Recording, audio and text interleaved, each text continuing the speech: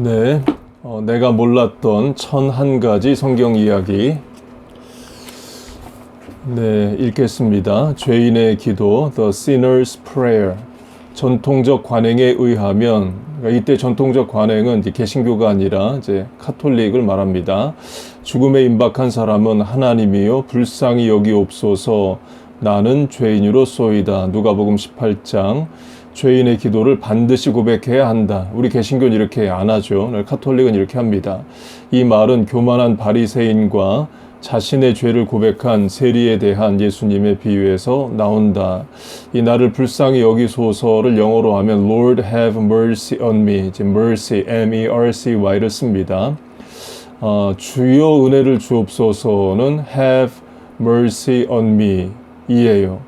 물론 show your grace upon me, grace를 쓰기도 하지만 이제 mercy가 은혜도 되고 불쌍히 여김도 됩니다. 기름, unction, 신약 성경은 병자에게 기름을 붓는 것을 치유의 과정의 일부분이라고 말한다.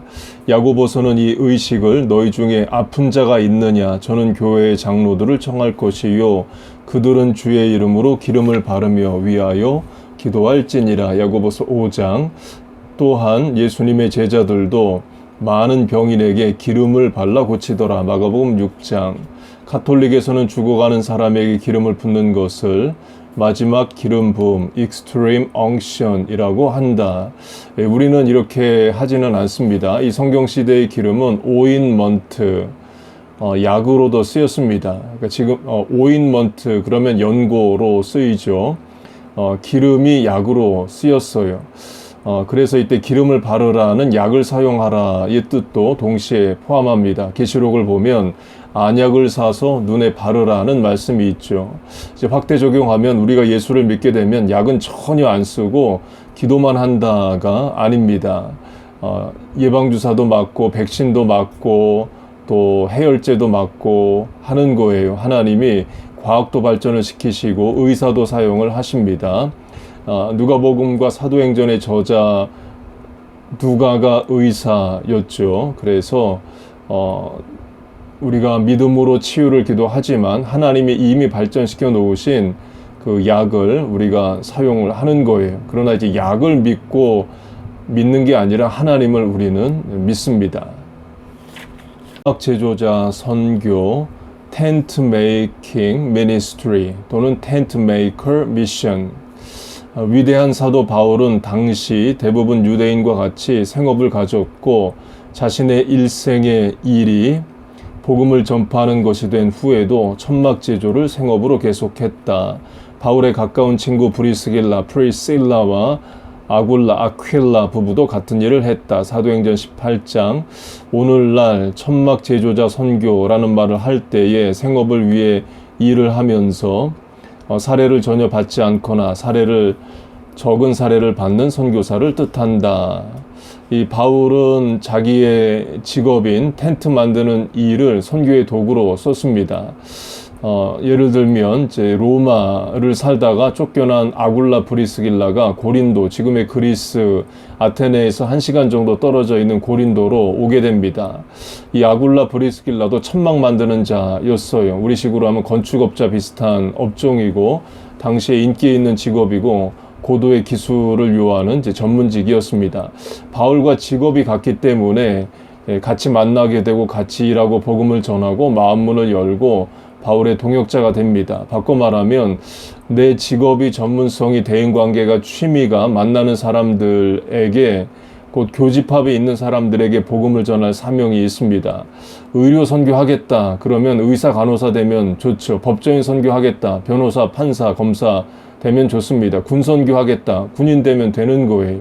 그래서 내가 가지고 있는 직업으로도 얼마든지 복음을 전할 수 있습니다. 이 텐트 메이킹 미니스트리는 지금 전문인 사역으로도 번역이 되기도 하는데요. 예를 들면 태권도 사범이든 또는 목사 선교사이면서 선교지의 접촉점을 찾기 위해서 태권도 1단이든 2단이든 태권도를 일부러 배워서 나갑니다. 그래서 처음부터 교회하고 성경 공부로 모이기 어려운 지역에는 태권도장을 여는 거예요. 그래서 아이들 또 관심 있는 사람들 받아들여서 태권도 가르치면서 성경 이야기도 가르치는 복음의 도구로 삼습니다. 그리고 태권도장에서 나오는 수입으로 선교를 감당하기도 하게 되죠. 결국에 선교사들이 현지에서 유치원도 하고 학교도 하게 됩니다. 그것도 역시 이제 자립형 텐트 메이킹 미니스트리가 될 수도 있어요. 현지인들 고용하는 고용 창출의 효과도 되고 또 수입을 창출하게 되면서 또 후원교회에 전적으로 의지하는 것으로부터 벗어날 수 있는 기회가 되기도 합니다. IHS 이 세 글자는 전 세계 교회, 특히 설교단에 표기되어 있다. 우리 교회는 표기가 안 되어 있습니다. 표기된 것도 있다는 거죠. 이 글자가 무슨 뜻인지 교인들에게 설명해 주는 사람이 있는가? 많은 사람들은 IHS를 in His Spirit 혹은 이에수스 호미넘 살바토르, 라틴어로 예수 인간 구세주, Jesus Savior of Man, 혹은 이에숨 하베무스 소시움, 예수는 우리의 친구의 첫 글자라고 생각한다. 설명은 간단하다. H는 그리스어 에타 가운데 첫 글자인 E의 대문자 이다. 그리스어 IHS는 예수님의 첫 세 글자로 단순히 예수를 뜻한다. 네, 그렇답니다. 어부의 반지, Fisher's Ring. 베드로는 어부였다가 예수님의 제자가 되었다. 가톨릭 전통에 의하면 베드로는 최초의 교황이며 모든 교황은 성 베드로의 의자에 앉아야 했다. 또한 모든 교황은 어부의 반지를 가졌는데 일종의 공적 봉인으로 사용했다. 이 베드로가 교황이라는 말은 이제 성경적 근거, 역사적 근거가 없습니다. 가톨릭이 그렇게 로마 교회의 소위권, supremacy를 주장하기 위해서 이제 만든 거고요. 초대교회 5개의 대교구가 있었습니다. 예루살렘, 알렉산드리아, 안디옥, 로마, 이스탄불 또는 콘스탄티노플. 이스탄불, 콘스탄티노플 같은 말이고요. 지금의 터키이고 또 전에는 비잔티움 이렇게 불리기도 했었습니다. 이렇게 5교회가 큰 초대교회 교구였는데 이 5교회 어디를 가든 같은 신앙 고백을 한다 해서 그걸 이제 Universal Church 또는 Catholic Church, 사도신경에 Catholic Church가 나오죠. 이때 Catholic은 로마 가톨릭을 말하는 것이 아니라 어디 가나 같은 신앙을 고백하는 공교회, Universal Church를 말합니다. Catholic이란 말이 보편적, Universal이라는 말이에요. 그 로마 교회가 수익권을 가지지 않았습니다. 왜 로마가 수익권을 갖습니까? 예수님 죽으신 예루살렘 교회가 수익권을 가져야죠. 만약에 갖는다고 한다면. 그러나 이제 로마만 서쪽 교회에 있었고 나머지는 다 동방 교회로 이슬람의 점령을 당하면서 교회가 다 죽습니다. 그러면서 이제 로마가 수익권을 주장하게 되고 그걸 주장하는 근거로 우리가 베드로가 로마에 와서 죽었다. 베드로가 일대 교황이다. 로마의 주교들이 이 다른 지역의 주교보다 높다. 우리가 교황이다. 그래서 내 말 들어 이렇게 이제 했죠. 그래서 동방교회가 왜 로마의 말을 들어야 되냐 해가지고 아예 또 분리를 합니다. 동방교회, 서방교회가 분리가 되고 동방교회들은 로마 교황처럼 한 사람의 리더를 인정을 안 해요. 각 국가마다 독립됩니다. 그래서 그리스 정교회, 러시아 정교회, 폴란드 정교회, 아르메니아 정교회가 각각의 리더를 가지고 있지 이 로마 교회 카톨릭처럼 독일 카톨릭이든 영국 카톨릭이든 미국 카톨릭이든 로마 카톨릭 교황 한 명에게 지배와 충성과 복종을 서약하지는 않습니다. 여자 목사, Women as Pastors. 위대한 사도 바울은 여자 목사에 대한 견해로 비난받았다. 본질적으로 그의 입장은 안 된다 였다. 여자 목사가 아니라 여자 리더, 여자 교사인 거죠. 이 점은 고린도전서 14장에 설명되어 있다. 모든 성도의 교회에서 함과 같이 여자는 교회에서 잠잠하라. 저희의 말하는 것을 허락함이 없나니 율법에 이른 것 같이 오직 복종할 것이요 여자가 교회에서 말하는 것은 부끄러운 것임이라. 디모데전서 2장에 그는 여자의 가르치는 것과 남자를 주관하는 것을 허락지 아니하노니 오직 종용이 할지니라고 적었다. 일부 교회와 교단이 아직도 이 가르침을 따르고 있다. 네, 성경 해석을 어떻게 하느냐에 이제 질문이 나오는데요.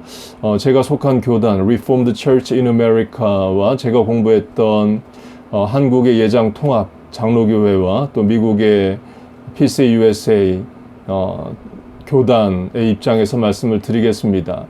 그리고도 상식적인 거예요. 성경의 말씀 명령 중에 영원히 지켜야 될 가치를 갖는 말씀이 있습니다. 부모를 공경하라, 우상을 만들지 말라, 하나님만 섬겨라. 이런 말씀은 영원한 불변의 진리이고요. 또 어느 그 시대에만 적용되고 예수님이 오심으로 말미암아 새로운 율법의 선포와 적용으로 실천이 안 되는 명령들이 있습니다. 예를 들면 아들을 낳으면 30일 동안 여자가 부정하니 성전 제사에 들어올 수 없고, 딸을 낳으면 90일 동안 부정하니 제사에 들어올 수 없다. 이거를 우리가 오늘 기독교인들에게 적용하지 않죠. 예를 들어 여자가 출산을 했으면 일정 기간 동안 성경에 기록된 대로 교회 오지 마, 그렇게 안 합니다. 그리고 음식법도 이제 구약의 음식법에 의하면 돼지고기, 토끼고기, 랍스터, 새우, 조개, 메기, 오징어, 문어, 가재 이런 거 먹으면 안 돼요. 그러나 이제 신약에는 그런 음식법으로부터도 이제 자유하죠. 그래서 우리가 돼지고기, 새우 이런 것도 먹습니다. 그래서 마찬가지로 이 여자는 교회에서 잠잠하라를 그 고린도 교회에만 주어진 말씀, 그 고린도 교회의 여자들이 교회에서 시끄럽게 하고 갈등하고 싸우는 문제에 대해 바울이 그 상황에만 적용하게 하라고 주는 말씀인 건지, 아니면 전 지구에 영원히 교회에서 여자들은 아무 일도 하지 말라는 건지에 대해서 해석을 해야 됩니다. 그런데 이 말씀에 대한 경우는 제가 속한 교단이나 장로교회나 다 마찬가지로 그 시대, 그 상황, 그 교회에 주시는 말씀으로 해석을 해요. 바꿔 말하면 여자도 교회에서 가르칠 수 있다 입니다.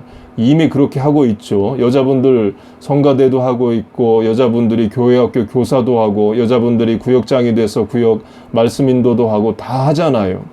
그러니까 심지어 저희 교회 바로 옆이 유대교 회당인데요. 유대교에도 여자 랍비들이 있습니다. 제가 여자 랍비와도 잠깐 이야기도 해본 적이 있어요.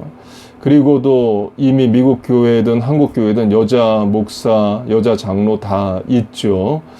우리 교회도, 우리 교단도 다 있습니다. 물론 없는 여자는 안 돼, 이런 교단도 있어요.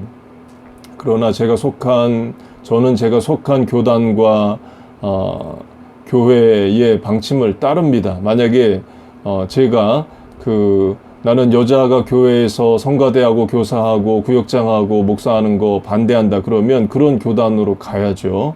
그러나 제가 그걸 다 허락을 하고 적극 활용하는 교회 교단에 있으면서 저 혼자 여자는 교회에서 아무 봉사도 하면 안 돼, 예배만 드리고 가, 이렇게 하면 안 됩니다. 그래서 그 성경 말씀에 대한 해석을 잘 해야 됩니다. 아베 마리아, 라틴어 아베 마리아는 환호하여 마리아를 맞이하라, Hail Mary라는 뜻이며 카톨릭 기도에서 자주 사용된다. 이것은 누가복음 1장 28절에 가브리엘 천사의 말, 은혜를 받은 자여 평안할지어다, 주께서 너와 함께 하시도다. 그리고 누가복음 1장 42절에 마리아의 친족 엘리사벳의 말, 여자 중에 내가 복이 있으며 내 태중의 아이도 복이 있도다 에서 비롯되었다. 아베 마리아는 수없이 많은 음악에서 사용되었고 결혼식에서 매우 자주 사용된다. 슈베르트의 아베 마리아가 가장 애용된다. 이 마리아는 예수님의 어머니이기 때문에 훌륭한 분이죠. 그러나 우리가 Mary worship, 마리아를 이제 경배하고 숭배하지는 않습니다. 그러나 카톨릭에서는 마리아를 이제 Mary veneration이라고 해서 마리아를 굉장히 높입니다. 심지어 이탈리아의 이제 카톨릭 교인들은 예수님의 이름으로 기도하기보다 마리아에게 기도를 하기도 해요. 왜냐하면 예수님에게 직접 하나님에게 직접 예수님의 이름으로 기도하기가 염치가 없다거나 부끄럽다거나 황송하면 예수님의 엄마를 통해서 대신 이야기를 한다는 그런 생각을 가지고도 있습니다. 그리고도 이제 가브리엘 천사가 이제 언급이 됐는데요. 가브리엘 천사는 주로 소식을 전합니다. 그러니까 그리스 신화에 의하면 올림푸스에 12신이 있죠. 그 중에 헤르메스라는 신이 있습니다. 신발에 날개가 달려 있고요. 지금 가방 회사 이름이기도 하죠. 가브리엘이 그처럼 이제 소식을 전하는 천사인데 다니엘서를 보면 다니엘의 기도에 응답을 가지고 오는 게 가브리엘이고 또 엘리사벳과 마리아에게 임신했다는 소식을 전하는 것도 가브리엘입니다. 성경의 천사들의 이름이 있는 천사들이 있습니다. 가브리엘이 있고 또 이제 마이클, 미가엘 군대 장관의 이름이 있고 또 천사의 어떤 집단으로서의 이름, 천사 개별적 이름이 아니라 천사의 어떤 종류의 이름으로 세라핌, 6날개가 있고 하나님을 찬양하는 세라프, 한글 성경이 스랍으로 번역하는 천사가 있고 또 그룹, 캐룹이라는 그 천사가 또 있습니다. 주, 로저리, 묵주는 구슬을 꿰은 끈을 말하지만 또한 기도 방식 자체를 뜻하기도 한다. 카톨릭에서 흔히 묵주는 예수와 성모 마리아의 생애의 15가지 신비한 것들, 미스터리즈를 묵상하는 것을 말한다. 묵주 기도에는 아베 마리아와 주기도문을 반복하는 것도 포함된다. 우리 개신교는 그 묵주 기도 안 합니다. 뭘 돌리면서 기도하지 않아요. 또 특별히 한국의 경우는 스님들이 돌리는 것과 비슷하기도 하고요. 15가지 신비한 것들은 다음과 같다. 수태고지, 엘리사벳 방문, 탄생, 예물, 성전에서 소년 예수를 찾음, 겟세마네에서의 고뇌, 하늘의 응징, 가시면류관, 십자가를 짐, 십자가에 못 박힘, 부활, 승천, 성령의 내려옴, 성모 승천, 마리아의 하늘 여왕 대관식. 이게 문제가 있죠. 마리아가 언제 하늘 여왕이 됩니까? 마지막 2가지를 제외하고 모두 신약 성경에 나오는 사건들로 대부분 이 책에서 다루고 있다. 그건 마리아가 사람입니다. 마리아가 죄가 없이 태어날 이유도 없고 마리아가 죽음을 안 겪고 승천해야 될 이유도 없는데 로마 카톨릭은 마리아는 이제 승천했다고 주장을 합니다. 그것도 20세기 중반에 그 피우스 12세 교황에 의해서 이딕트로 칙령으로 발표가 됩니다. 그러니까 18세기도 아니고 20세기에 1950년대에 발표가 되는데 그 피우스 12세는 우리 한국 교회와도 연결이 됩니다. 왜냐하면 로마 카톨릭은 독립운동하지 말라고 했어요. 그래서 한국 천주교회는 신사참배다 참여하고 일제시대에 독립운동을 안 했습니다. 그런데 한 명 천주교인인 안중근 의사, 세리명 도마 안중근이 천주교 교황의 말을 안 듣고 하얼빈 역에서 이토 히로부미를 암살하죠. 그래서 로마 카톨릭에서 그 안중근을 파문합니다. 파문한다는 것은 지옥 간다는 말이에요. 그랬다가 2000몇 년에 다시 풀어주기도 합니다.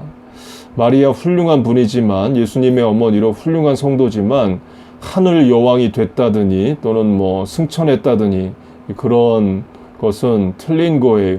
만약에 마리아가 승천했으면 초대교회부터 마리아 승천에 대해서 강력한 증거와 기록이 있을 텐데 그게 없다가 20세기에 들어서 마리아 승천을 이제 주장하게 됩니다.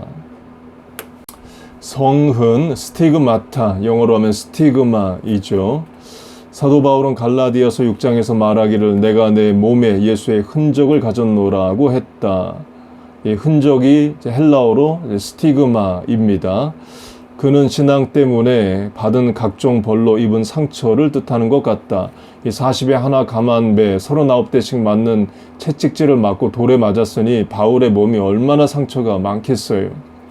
그러나 중세부터 일부 기독교인들은 자신들의 손과 발에 십자가에 못 박힌 예수님의 상처처럼 상처나 표시를 만들었다. 이 상처나 표시가 생겨났다면 그거에 어쩔 수 없지만 그걸 만들 이유가 없죠. 예를 들어서 목사인 제가 손과 발에 송곳으로 자꾸 찔러갖고 거기에 피가 나게 하고 그런 상처를 교인들에게 보여줘야만 되는 것은 아닙니다. 아시시의 유명한 프란시스도 성혼을 가졌던 것 같다. 이 프란시스에 대한 그 전설에 의하면 손에 예수님의 못자국의 흔적이 나타났다. 손바닥에 구멍이 뚫렸다. 예수님처럼 뚫렸다는 아니고 그런 이제 흔적이 나타났다. 자기가 만드는 것은 아닌데 흔적이 나타났다는 거예요. 그거는 뭐 하나님이 그렇게 기적적으로 하시면 할 수 있죠. 그러나 그거를 만드는 것은 안 됩니다. 예를 들면 카톨릭 국가인 필리핀의 경우는 사순절이 되면 용감하고 겁없는 사람이 십자가에 매달려서 못을 박는, 진짜 손과 발에 못을 박아서 예수님의 고통을 직접 체험해 보겠다는 사람들이 가끔 있어서 보도가 됩니다.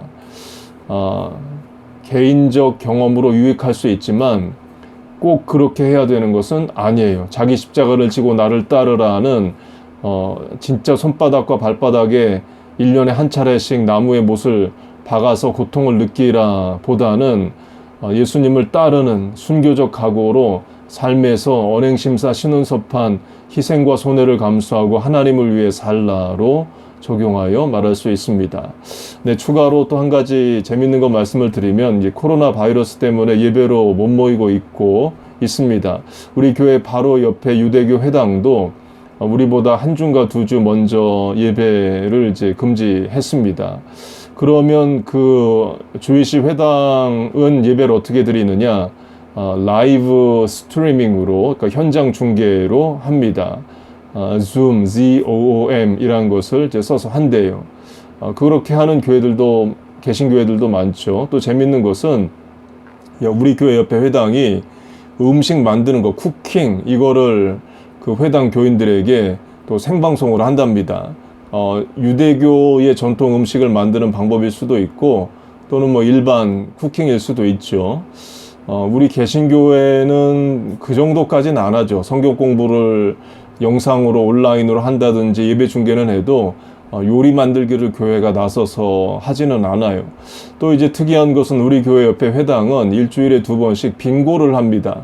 빙고 1등은 1,000불이에요. 입장료가 얼마인지 모르겠지만 한 뭐 10불 정도 내고 하겠죠. 그래서 1등이 1,000불 이렇게 아예 교회가 회당이 광고를 해요. 그러니까 좋게 말하면 커뮤니티 센터의 역할도 하는 거죠.